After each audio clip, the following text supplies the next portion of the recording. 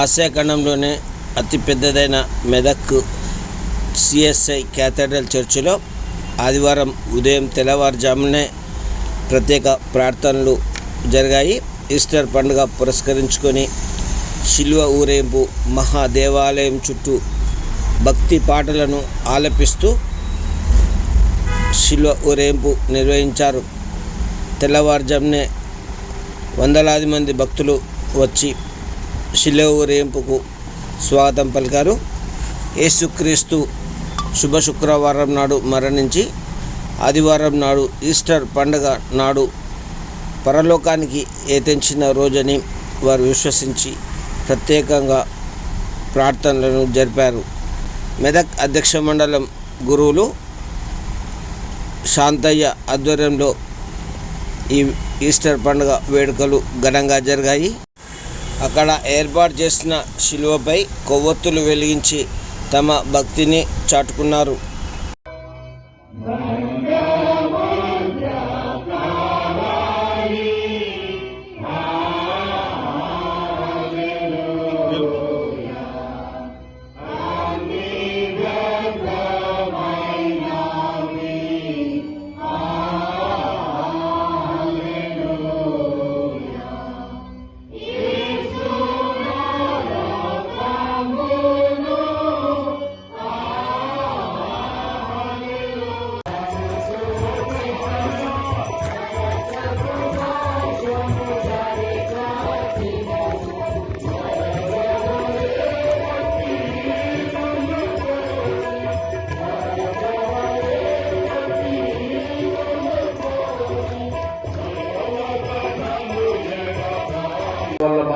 ఉన్నాడు.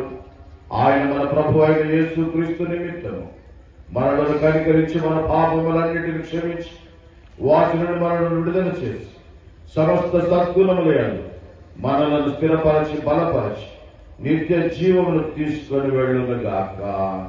ఆమేన్. దేవునికి స్తోత్రము కలుగుగాక. ప్రభువు మీకు తోడయ్యుండుగాక. మీ ఆత్మకు తోడయ్యుండుగాక.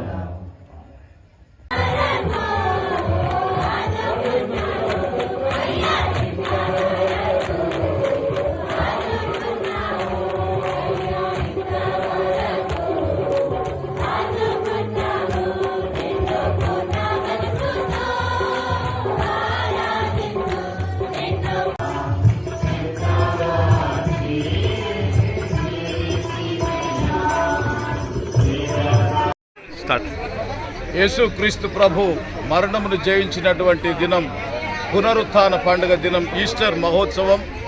ఇది యావత్ ప్రపంచానికి పండుగ దినం. మరి ప్రభు మరణము జయించిన దేవుడుగా ఉన్నాడు.